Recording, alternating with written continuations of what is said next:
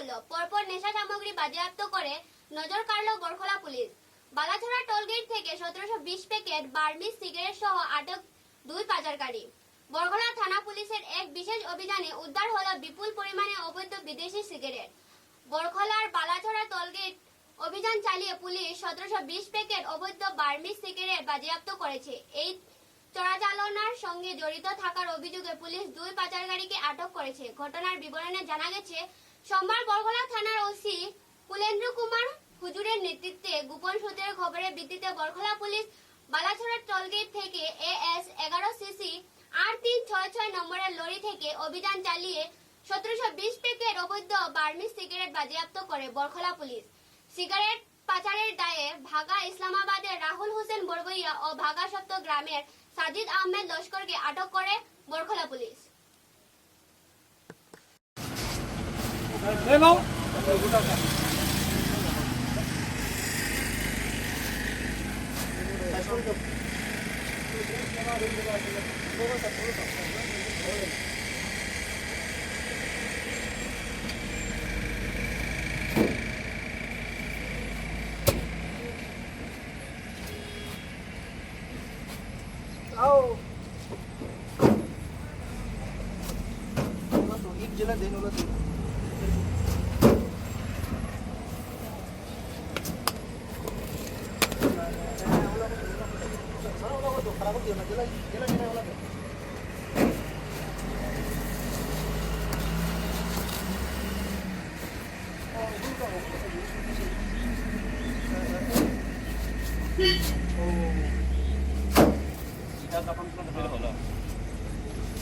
हाँ कल हुआ था।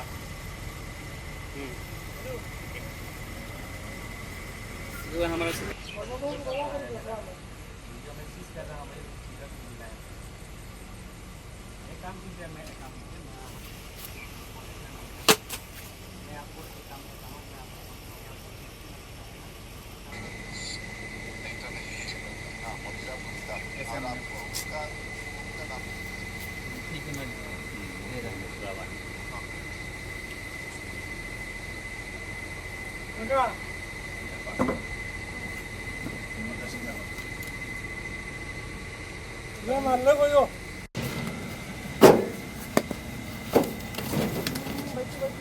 ভাঙিয়া দিছে, টাইম লইব ভাঙিয়ে দিলে।